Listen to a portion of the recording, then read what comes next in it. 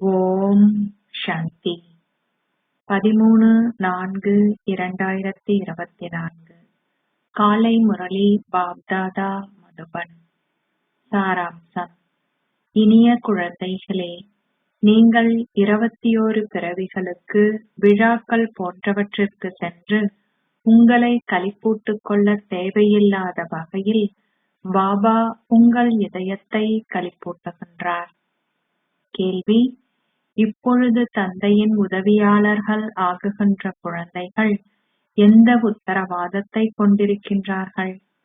பதில்: ஸ்ரீமத்தை பின்பற்றுவதன் மூலம் ராஜ்ய ஸ்தாபனைக்கு உதவியாக இருக்கின்ற குழந்தைகள் என்றுமே மரணம் ஏற்படாது என்ற உத்தரவாதத்தை கொண்டிருக்கின்றார்கள். சத்தியயுக ராஜ்யத்தில் அக்கால மரணம் என்பதே இல்லை. உதவியாளர் ஆகுகின்ற குழந்தைகள் தந்தையிடமிருந்து 21 சந்ததிக்கு அமரத்துவமானவர்கள் ஆகுதல் என்ற அத்தகைய பரிசை பெறுகிறார்கள். ஓம் சாந்தி. ஏற்கனவே நிச்சயிக்கப்பட்டுள்ள உலக சக்கரத்திற்கு ஏற்ப முன்னைய கல்பத்தில் கடவுள் சிவன் பேசியது போன்றே இப்பொழுதும் பேசுகின்றார். குழந்தைகள் இப்பொழுது தமது சொந்த அறிமுகத்தை பெற்றுக் கொண்டதுடன் தந்தையின் அறிமுகத்தையும் பெற்றுக் கொண்டுள்ளார்கள். இப்பொழுது நீங்கள் எல்லையற்ற தந்தையையும் எல்லையற்ற உலகத்தின் ஆரம்பம், மத்தி, இறுதியையும் அறிவீர்கள். சிலர் தத்தமது முயற்சிக்கேற்ப இதனை மிகவும் நன்றாக புரிந்து கொள்வதால் அவர்களால் அவற்றை பிறருக்கு விளங்கப்படுத்த முடிகின்றது. சிலர் அரைவாசியையும் சிலர் அதிலும் குறைவாகவும் புரிந்து கொள்கின்றார்கள். ஒரு யுத்தத்தில் ஒருவர் சேனாதிபதியாகவும் சீஃப் கமாண்டர், சிலர் தலைவர்களாகவும் கேப்டன்கள், வேறும் சிலர் வேறு தரத்திலும் உள்ளார்கள். ராஜ்யம் என்ற மணிமாலையிலும் சிலர் செல்வந்த பிரஜைகளாகவும் ஏனையோர் ஏழை பிரஜைகளாகவும் ஆகுகின்றார்கள். அதுவும் வரிசை கிரமமானதே. குழந்தைகளாகிய நீங்கள் ஸ்ரீமத்தை பின்பற்றுவதன் மூலம் மேன்மையான உலக ராஜ்யத்தை ஸ்தாபிக்கின்றீர்கள் என்பதனை அறிந்து கொண்டிருக்கின்றீர்கள். நீங்கள் ஒவ்வொருவரும் செய்கின்ற முயற்சிக்கு ஏற்ப நீங்கள் தந்தையிடமிருந்து ஒரு பரிசை பெற்றுக் கொள்கின்றீர்கள். இக்காலத்தில் அமைதிக்காக ஆலோசனை வழங்குகின்றவர்களும் பரிசை பெற்றுக் கொள்கின்றார்கள். குழந்தைகளாகிய நீங்களும் பரிசை பெறுகிறீர்கள். அவர்களால் இந்த பரிசை பெற்றுக்கொள்ள முடியாது. அவர்கள் அனைத்தையுமே தற்காலிகமாகவே பெற்றுக் கொள்கின்றார்கள். தந்தையின் ஸ்ரீமத்தை பின்பற்றுவதன் மூலம் நீங்கள் உங்கள் சொந்த ராஜ்யத்தை ஸ்தாபிக்கின்றீர்கள். இது 21 பிறவிகளுக்கும் 21 சந்ததிகளுக்குமான உத்தரவாதமாகும். அங்கே சிறுவர்களாயினும் பெரியவர்களாயினும் எவருக்கும் மரணம் ஏற்படுவதில்லை. இது உங்கள் மனதிலோ அல்லது இதயத்திலோ இருக்கவில்லை என்பதையும், நீங்கள் 5000 வருடங்களுக்கு முன்னரும் சேவை செய்த இடத்திலும், அத்துடன் உங்கள் ஞாபகார்த்தங்கள் உள்ள இடத்திலும் அமர்ந்திருக்கின்றீர்கள் என்பதையும் நீங்கள் அறிவீர்கள். தில்வாலா ஆலயம், அச்சல்கார், குரு சிக்கார் போன்றன உள்ளன. நீங்கள் அதி மேலான சர்க்குருவை கண்டு கொண்டீர்கள். அவரின் ஞாபகார்த்தமும் உருவாக்கப்பட்டுள்ளது. அச்சல்கார் என்பதன் அர்த்தத்தையும், அதாவது ஆட்ட அசைக்க முடியாதவரின் இல்லம், நீங்கள் இப்பொழுது புரிந்து கொண்டிருக்கின்றீர்கள். அது இல்லறத்திற்கான புகழாகும். நீங்கள் உங்கள் சொந்த முயற்சியினால் அதி மேலான அந்தஸ்தை பெற்றுக் கொள்கின்றீர்கள். அது உங்கள் அற்புதமான உயிரற்ற ஞாபகார்த்தமாகும். நீங்கள் இப்பொழுது உயிருள்ள வடிவத்தில் வந்து அமர்ந்திருக்கின்றீர்கள். இவை யாவும் முன்னைய கல்பத்தில் இடம்பெற்ற ஆன்மீக செயற்பாடுகளாகும். அதன் முழுமையான ஞாபகார்த்தம் இங்குள்ளது. அது முதற்தரமான ஞாபகார்த்தமாகும். ஒருவர் ஒரு முக்கிய பரீட்சையில் சித்தி எய்தும் பொழுது அவரிடம் அதற்கான உள்ளார்ந்த சந்தோஷமும் பிரகாசமும் காணப்படுகின்றது. அவரின் தளபாடங்களும் அவர் ஆடை அணிகின்ற விதமும் மிக சிறப்பாக இருக்கும். நீங்கள் உலக அதிபதிகள் ஆகுகின்றீர்கள். எவரும் தம்மை உங்களுடன் ஒப்பிட முடியாது. இதுவும் ஒரு பாடசாலையாகும். உங்களுக்கு கற்பிக்கின்றவர் யார் என்பதையும் நீங்கள் அறிந்து கொண்டிருக்கின்றீர்கள். கடவுள் பேசுகின்றார். பக்தி மார்க்கத்தில் நீங்கள் நினைவு செய்தவரையும் வழிபட்டவரையும் அறிந்திருக்கவில்லை. இந்த ரகசியங்கள் அனைத்தையும் தந்தையே வந்து உங்களுக்கு விளங்கப்படுத்துகின்றார். ஏனெனில் இவை யாவும் உங்கள் இறுதி ஸ்திதியின் ஞாபகார்த்தங்களாகும். முடிவு இன்னமும் அறிவிக்கப்படவில்லை. உங்கள் ஸ்திதி முழுமை அடையும் பொழுது பின்னர் அதன் ஞாபகார்த்தம் பக்தி மார்க்கத்தில் உருவாக்கப்படுகின்றது. உதாரணத்திற்கு ரக்ஷா பந்தன் பண்டிகை உள்ளது. நாங்கள் முழுமையான ராக்கியை கட்டி எங்கள் ராஜ்ய பாக்கியத்தை பெற்றுக்கொண்டதும் நாங்கள் அந்த விழாவை கொண்டாட மாட்டோம். மந்திரங்கள் அனைத்தினது அர்த்தங்களும் உங்களுக்கு விளங்கப்படுத்தப்பட்டுள்ளன. ஓம் என்பதன் அர்த்தமும் உங்களுக்கு விளங்கப்படுத்தப்பட்டுள்ளது. ஓம் என்பதன் அர்த்தம் நீளமானதோ அல்லது சிக்கலானதோ அல்ல. ஓம் என்றால் நான் ஆத்மா, இது எனது சரீரம் என்பதே ஆகும். அறியாமை பாதையில் நீங்கள் சரீர உணர்வில் இருப்பதால் உங்களை நீங்கள் சரீரம் என கருதுகிறீர்கள். நாளுக்கு நாள் பக்தி மார்க்கம் மேலும் மேலும் சீரழிந்து வருகின்றது. அது தொடர்ந்து மேலும் தமோபிரதான் ஆகுகின்றது. அனைத்தும் முதலில் சதோபிரதானாகவே உள்ளது. நீங்கள் முதலில் ஒரேயொரு உண்மையான சிவ பாபாவை நினைவு செய்த பொழுது பக்தியும் சதோபிரதானாக இருந்தது. அப்பொழுது உங்களில் வெகு சிலரே இருந்தீர்கள். நாளுக்கு நாள் விரிவு ஏற்படவே வேண்டும். வெளிநாட்டில் ஒரே நேரத்தில் பல குழந்தைகளை பெற்றுக் கொள்கின்றவர்களுக்கு பரிசு வழங்கப்படுகின்றது. தந்தை கூறுகின்றார், காமமே கொடிய எதிரியாகும். உலக ஜனத்தொகை பெருமளவு அதிகரித்துள்ளது. இப்பொழுது தூய்மையாகுங்கள். குழந்தைகளாகிய நீங்கள் இப்பொழுது உலக ஆரம்பம், மத்தி, இறுதி பற்றி தந்தையின் மூலம் அறிந்து கொண்டிருக்கின்றீர்கள். சத்திய யுகத்தில் பக்தியின் பெயரோ அதன் சுவடோ இருப்பதில்லை. இப்பொழுது அதிகளவு ஆடம்பரம் உள்ளதுடன் மக்கள் சென்று தம்மை களிப்பூட்டிக் கொள்ளக்கூடிய வகையில் அதிகளவு விழாக்கள் போன்றனவும் உள்ளன. தந்தை இப்பொழுது வந்து உங்களை களிப்பூட்டுகின்றார். எனவே நீங்கள் இன்னும் 21 பிறவிகளுக்கு தொடர்ந்து களிப்பூட்டப்படுகின்றீர்கள். நீங்கள் என்றுமே களியாட்டங்கள் போன்றவற்றுக்கு செல்லுகின்ற எண்ணத்தை கூட கொண்டிருக்க மாட்டீர்கள். மக்கள் சந்தோஷத்திற்காக பல்வேறு இடங்களை தேடி செல்கின்றார்கள். நீங்கள் மலைகள் போன்றவற்றிற்கு செல்ல வேண்டிய அவசியமில்லை. இங்கே மக்கள் எவ்வாறு மரணிக்கின்றார்கள் என பாருங்கள். மக்களுக்கு சத்திய கலியுகங்களை பற்றியோ அல்லது ஸ்வர்க்கம் நரகம் பற்றியோ தெரியாது. குழந்தைகளாகிய நீங்கள் முழு ஞானத்தையும் பெறுகின்றீர்கள். தந்தை தம்முடன் நீங்கள் இருக்க வேண்டும் என கூறுவதில்லை. நீங்கள் உங்கள் வீட்டையும் குடும்பத்தையும் கவனித்துக் கொள்ளவும் வேண்டும். முரண்பாடு ஏதாயினும் இருந்தாலே குழந்தைகள் பிரிந்து செல்கின்றார்கள். இருப்பினும் நீங்கள் தந்தையுடன் தங்கிவிட முடியாது. அனைவரும் சதோபிரதான் ஆகுவது முடியாது. சிலர் சதோ, ரஜோ, தமோ ஸ்திதிகளையும் கொண்டிருக்கின்றார்கள். அனைவரும் சேர்ந்து வாழ முடியும் என்றில்லை. ஓர் ராஜ்யம் உருவாக்கப்படுகின்றது. நீங்கள் ஒவ்வொருவரும் தந்தையை எந்தளவிற்கு நினைவு செய்கின்றீர்களோ அந்தளவிற்கே ராஜ்யத்தில் வரிசை கிரமமாக அந்தஸ்தை பெற்றுக் கொள்கின்றீர்கள். பிரதான விஷயம் தந்தையை நினைவு செய்வதே ஆகும். தந்தை தானே இங்கு அமர்ந்து அபியாசத்தை கற்பிக்கின்றார். இது மயான அமைதியாகும். இங்கே நீங்கள் காண்கின்ற அனைத்தையும் கண்டும் காணாதது போல் இருக்க வேண்டும்.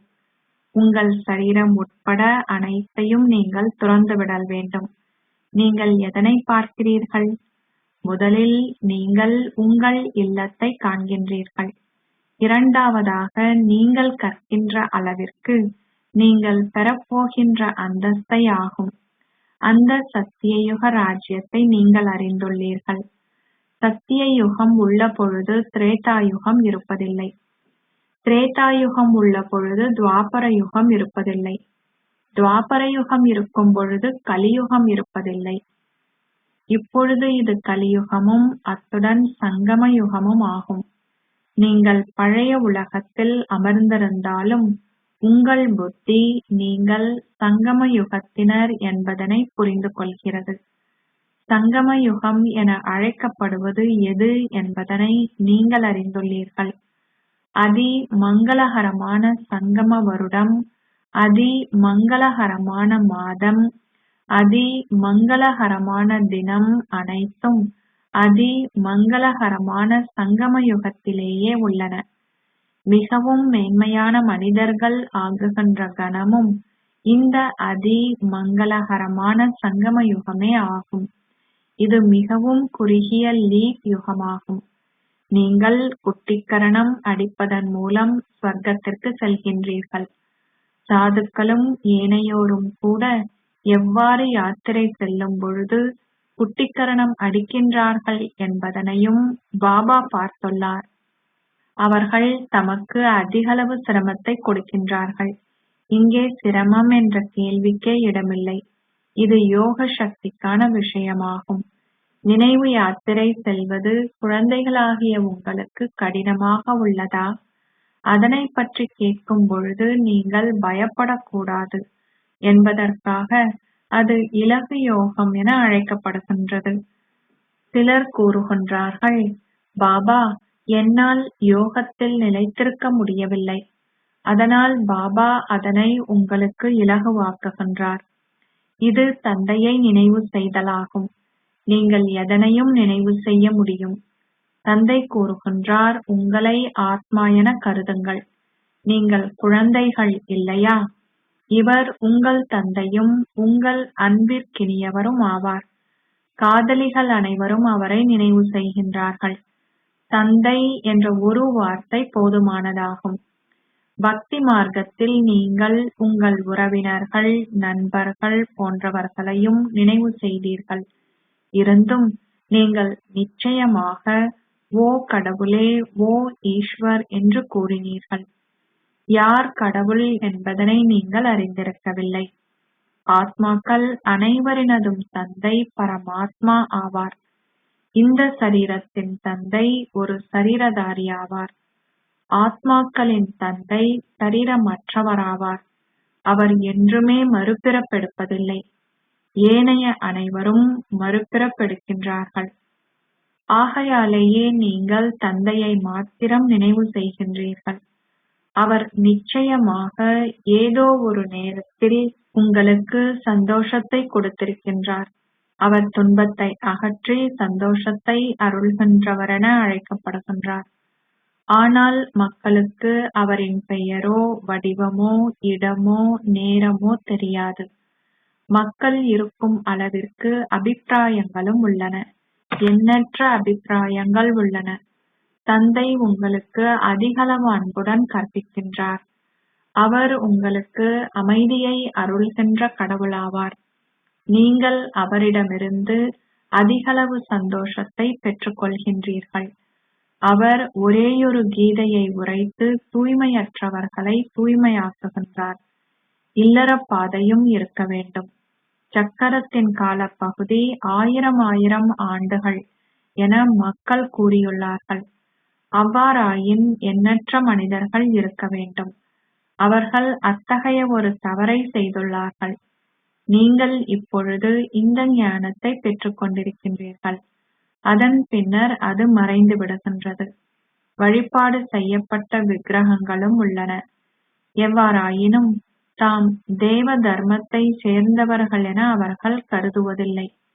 ஒருவர் எந்த விக்கிரகத்தை வழிபடுகின்றாரோ அவர் அந்த சமயத்தை சார்ந்தவராக உள்ளார். தாங்கள் ஆதி சனாதன தேவி தேவதா தர்மத்தை சார்ந்தவர்கள் என்பதை அவர்களால் புரிந்து கொள்ள முடியாது. அது அவர்களின் வம்சமாகும். தந்தை மாத்திரமே இதனை விளங்கப்படுத்துகின்றார். தந்தை கூறுகின்றார், நீங்கள் தூய்மையாக இருந்தீர்கள். இப்பொழுது நீங்கள் தமோபிரதான் ஆகியுள்ளீர்கள். இப்பொழுது நீங்கள் தூய்மையாகி சத்தோபிரதான் ஆக வேண்டும். கங்கையில் நீராடுவதன் மூலம் இவ்வாறாக முடியுமா? தந்தையே தூய்மையாக்குபவர் ஆவார். அவர் வந்து உங்களுக்கு பாதையை காட்டும் பொழுதே உங்களால் தூய்மையாக முடியும். மக்கள் தொடர்ந்தும் அழைக்கின்றார்கள், ஆனால் அவர்களுக்கு எதுவும் தெரியாது. ஆத்மாவே புலனங்கங்களின் மூலம் கூவி அழைக்கின்றார், ஓ தூய்மையாக்குகின்ற பாபாவே, வந்து எங்களை தூய்மையாக்குங்கள். அனைவரும் தூய்மையற்றவர்களாக இருப்பதுடன் தொடர்ந்து காமச்சிதையில் எரிகின்றார்கள். அந்த வகையில் இந்த நாடகம் ஏற்கனவே நிச்சயிக்கப்பட்டுள்ளது. அதன் பின்னர் தந்தை வந்து அனைவரையும் தூய்மையாக்குகின்றார். சங்கம யுகத்தில் மாத்திரமே தந்தை இதனை விளங்கப்படுத்துகின்றார். சத்திய யுகத்தில் ஒரேயொரு தர்மம் மாத்திரமே உள்ளது. ஏனைய அனைவரும் வீட்டிற்கு திரும்பி சென்றிருப்பார்கள். நீங்கள் இப்பொழுது இந்த நாடகத்தை புரிந்து கொண்டிருக்கின்றீர்கள். இதனை வேறு எவரும் அறிந்திருக்கவில்லை. படைப்பின் ஆரம்பம், மத்தி, இறுதியையும் அதன் கால எல்லையையும் நீங்கள் மாத்திரமே அறிந்து கொள்கின்றீர்கள். அவர்கள் அனைவரும் சூத்திரர்கள், நீங்களோ பிராமணர்கள். நீங்கள் செய்கின்ற முயற்சிக்கு ஏற்ப வரிசை கிரமமாக இதனை அறிந்து கொள்கின்றீர்கள். ஒருவர் ஒரு தவறை செய்யும் பொழுது அவரின் பதிவேட்டை சோதித்துப் பார்த்தால் அவர் சிறிதளவே கற்றிருக்கின்றார் என்பதை அறிந்து கொள்ளலாம். ஒருவரின் நடத்தைக்கான பதிவேடும் உள்ளது. இங்கும் ஒரு பதிவேடு இருக்க வேண்டும். இது எவரும் அறியாத ஒரு நினைவு யாத்திரையாகும். அனைத்திலும் மிகவும் பிரதானமான பாடம் நினைவு யாத்திரையாகும். உங்களை ஓர் ஆத்மா என கருதி தந்தையை நினைவு செய்யுங்கள். ஆத்மா தனது வாயின் மூலம் கூறுகின்றார், நான் ஒரு சரீரத்தை விடுத்து இன்னொன்றை எடுக்கின்றேன். இவை யாவற்றையும் பிரம்மா பாபா விளங்கப்படுத்துவதில்லை. ஞான கடலான பரமாத்மா பரம தந்தையே இங்கு இந்த ரதத்தில் அமர்ந்திருந்து இவை யாவற்றையும் விளங்கப்படுத்துகின்றார். கௌமுக், பசுவின் வாய் என அவர் அழைக்கப்படுகின்றார். நீங்கள் அமர்ந்திருக்கும் இடத்திலும் ஓர் ஆலயம் உருவாக்கப்பட்டுள்ளது. உங்கள் ஏணி உள்ளது போன்றே அங்கும் படிகள் உள்ளன. அவற்றில் ஏறுவதில் நீங்கள் களைப்படைவதில்லை. நீங்கள் தந்தையுடன் கற்று உங்களுக்கு புத்துணர்ச்சியூட்டிக் கொள்ளவே இங்கே வந்திருக்கின்றீர்கள். நீங்கள் வீடு திரும்பியதும் உலகியல் விஷயங்களில் பலவற்றில் ஈடுபட வேண்டியிருக்கும். உங்களால் எதனையும் அமைதியாக செவிமடுக்க கூட முடியாதிருக்கும். உங்கள் எண்ணங்கள் தொடர்ந்து விரைந்தோடும். எவரும் என்னை பார்க்கக்கூடாது. நான் சீக்கிரமாக வீட்டிற்கு திரும்பி செல்ல வேண்டும். இவ்வாறாக அதிகளவு கரிசனைகள் உள்ளன. ஒரு விடுதியில் உங்களுக்கு இருக்கக்கூடிய கரிசனைகள் கூட உங்களுக்கு இங்கில்லை. இது கடவுளின் குடும்பமாகும்.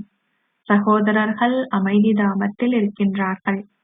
இங்கே சகோதர சகோதரிகள் உள்ளனர். ஏனெனில் நீங்கள் உங்கள் பாகத்தை நடிக்க வேண்டும் என்பதால் சகோதர சகோதரிகள் இருக்க வேண்டும். சத்திய யுகத்திலும் நீங்கள் சகோதர சகோதரிகளாகவே உள்ளீர்கள். அது பிரிவினையற்ற ராஜ்யமென அழைக்கப்படுகின்றது. அங்கே சண்டை சச்சரவு எதுவும் இருப்பதில்லை. குழந்தைகளாகிய நீங்கள் எவ்வாறு 84 பிறவிகளை எடுக்கின்றீர்கள் என்பதற்கான முழு ஞானத்தையும் பெற்றிருக்கிறீர்கள். உச்சளவு பக்தி செய்தவர்களின் கணக்கை பற்றியும் தந்தை உங்களுக்கு கூறியுள்ளார். சிவனின் கலப்படமற்ற வழிபாட்டை நீங்களே ஆரம்பிக்கிறீர்கள். அதன் பின்னர் அது தொடர்ந்து விரிவடைகின்றது. அவை யாவும் பக்தியாகும். ஒரேயொரு ஞானமே உள்ளது. சிவபாபா உங்களுக்கு கற்பிக்கின்றார் என்பது உங்களுக்கு தெரியும். இந்த பிரம்மாவிற்கு எதுவும் தெரியாது. கொள்ளு பாட்டனாராக இருந்தவர் இந்த நேரத்தில் அவ்வாறாகுகின்றார். அத்துடன் அவர் பின்னர் அதிபதியாகுகின்றார். உங்களுக்கும் இது பொருந்தும். ஒரேயொருவர் மாத்திரம் அதிபதி ஆக மாட்டார். நீங்களும் முயற்சி செய்கின்றீர்கள். இது எல்லையற்ற பாடசாலையாகும். அதன் பல கிளைகளும் உள்ளன. ஒவ்வொரு வீதியிலும் ஒவ்வொரு வீட்டிலும் நிலையங்கள் இருக்கும். சிலர் கூறுகின்றார்கள், நாங்கள் இப்படங்களை எங்கள் வீட்டில் வைத்திருக்கின்றோம். எங்கள் நண்பர்களும் உறவினர்களும் வரும்பொழுது நாங்கள் அவர்களுக்கு படங்களை காட்டி விளங்கப்படுத்துவோம். இந்த விருட்சத்தின் இலைகளாக விளங்குபவர்கள் இங்கே வருவார்கள். அவர்களின் நன்மைக்காகவே நீங்கள் அனைத்தையும் செய்கின்றீர்கள். இந்த படங்களை காட்டி விளங்கப்படுத்துவது இலகுவாகும். நீங்கள் பல சமய நூல்களை கற்றுள்ளீர்கள். அவை யாவற்றையும் நீங்கள் இப்பொழுது மறக்க வேண்டும். தந்தையே இப்பொழுது எங்களுக்கு கற்பிக்கின்றார். அவர் ஒருவரே உண்மையான ஞானத்தை உரைக்கின்றார். அச்சா, இனிமையிலும் இனிமையான அன்புக்குரிய, எப்போதோ தொலைந்து இப்போது கண்டெடுக்கப்பட்டிருக்கும் குழந்தைகளுக்கு உங்கள் தாய் தந்தையாக இருக்கும் பாப்தாதாவின் அன்பும் நினைவுகளும் காலை வந்தனங்களும். ஆன்மீக தந்தை ஆன்மீக குழந்தைகளுக்கு நமஸ்தே சொல்கிறார். ஆன்மீக குழந்தைகள் ஆன்மீக தந்தைக்கு நமஸ்தே சொல்கின்றனர். தாரணைக்கான சாராம்சம். 1. மரண அமைதி என்ற அபியாசத்தை பயிற்சி செய்வதற்கு இந்த கண்களால் காணக்கூடியவை அனைத்தையும் கண்டும் காணாதிருங்கள். உங்கள் சரீரம் உட்பட அனைத்தையும் உங்கள் புத்தியிலிருந்து அகற்றி உங்கள் வீட்டினதும் ராஜ்யத்தினதும் விழிப்புணர்வில் இருங்கள். 2. உங்கள் நடத்தைக்கான பதிவேட்டை கொண்டிருங்கள். கல்வியில் எந்த தவறையும் செய்யாதீர்கள். இந்த சங்கம யுகத்தில் நீங்கள் அதி மேன்மையான மனிதராகி பிறரையும் அவ்வாறாக்குங்கள். ஆசீர்வாதம். சகல பேறுகளும் நிறைந்திருப்பதன் மூலம் மகிழ்ச்சியும் முகமலர்ச்சியுமான மனநிலையில் நிலைத்திருப்பீர்களாக. ஒரு தேவ விக்கிரகத்தை வடிக்கும் போது அவர்கள் எப்பொழுதும் புன்சிரிப்புடன் முகமலர்ச்சியாக சித்தரிக்கின்றார்கள். இந்நேரத்தின் உங்களுடைய ஞாபகார்த்தமாகவே நீங்கள் புன்னகையுடன் இருப்பதை விக்கிரகங்களில் சித்தரிக்கின்றார்கள். முகமலர்ச்சியுடன் இருப்பது என்றால் சதா சகல பேறுகளாலும் நிறைந்திருப்பதாகும். நிறைந்திருப்பவர்கள் மாத்திரமே முகமலர்ச்சியுடன் இருக்க முடியும். பேறுகளில் ஏதாவது குறைபாடு இருக்குமாயின் நீங்கள் முகமலர்ச்சியுடன் இருக்க மாட்டீர்கள். ஒருவர் எவ்வளவு முகமலர்ச்சியுடன் இருக்க முயற்சித்தாலும், வெளியில் அவர் சிரித்துக் கொண்டிருந்தாலும், ஆனால் இதயபூர்வமாக சிரிப்பதில்லை. ஆனால் நீங்கள் இதயபூர்வமாக சிரிக்கிறீர்கள். ஏனெனில் நீங்கள் முகமலர்ச்சியாகவும் சகல பேறுகளாலும் நிறைந்திருக்கிறீர்கள். ஸ்லோகம். சிறப்பு சித்தி எய்துவதற்கு உங்களுடைய ஒவ்வொரு பொக்கிஷ கணக்கின் சேமிப்பும் நிறைந்திருக்கட்டும்.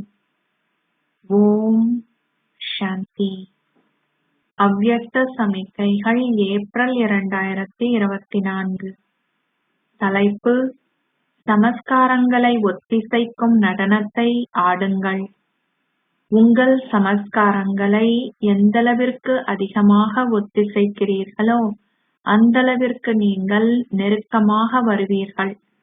அப்பால் இருக்கின்ற பற்றற்ற பார்வையாளராக இருக்கின்ற சமஸ்காரங்களை சாக்கார் வடிவத்தில் பார்த்தீர்கள். அவையே சாக்கார் வடிவத்தின் முழுமையான ஸ்திதியின் மேன்மையான தகைமைகளாகும்.